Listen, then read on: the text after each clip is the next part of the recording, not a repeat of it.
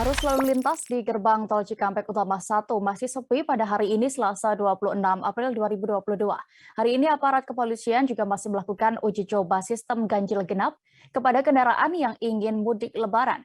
Kendaraan yang tidak sesuai antara plat nomor dengan tanggal hari ini maka akan dialihkan ke jalur arteri. Selengkapnya akan dilaporkan jurnalis Warta Kota, ada rekan Miftahul Munir. Di sana silakan dengan laporan Anda. Baik, rekan Dea, bisa saya jelaskan bahwa sampai siang tadi kondisi arus lalu lintas di Cikampek Utama 1 itu masih terpantau sepi dari aktivitas warga yang ingin mudik lebaran atau meninggalkan Jakarta. Dari pantauan juga kendaraan bisa memacu dengan kecepatan tinggi di atas 60 km per jam.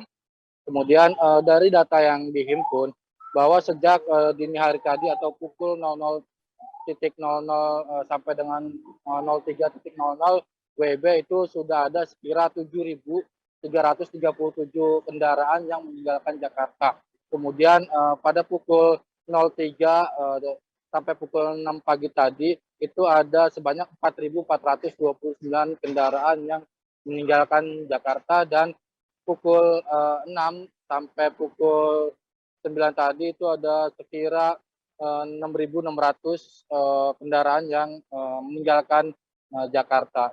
Nah, sampai hari ini pihak dari kepolisian sendiri masih menerapkan uji coba sistem ganjil genap yang diberlakukan dari kilometer 47 sampai kilometer Palimanan ini. Nah, untuk uji coba kedua ini memang kondisi lalu lintas masih sepi, tidak terlihat adanya antrian kendaraan yang keluar dari Jakarta. Kemudian rencananya besok masih ada uji coba terakhir sistem ganjil genap ini, dan rencananya dari kilometer 47 sampai Kangkung atau kawasan Jelang Semarang.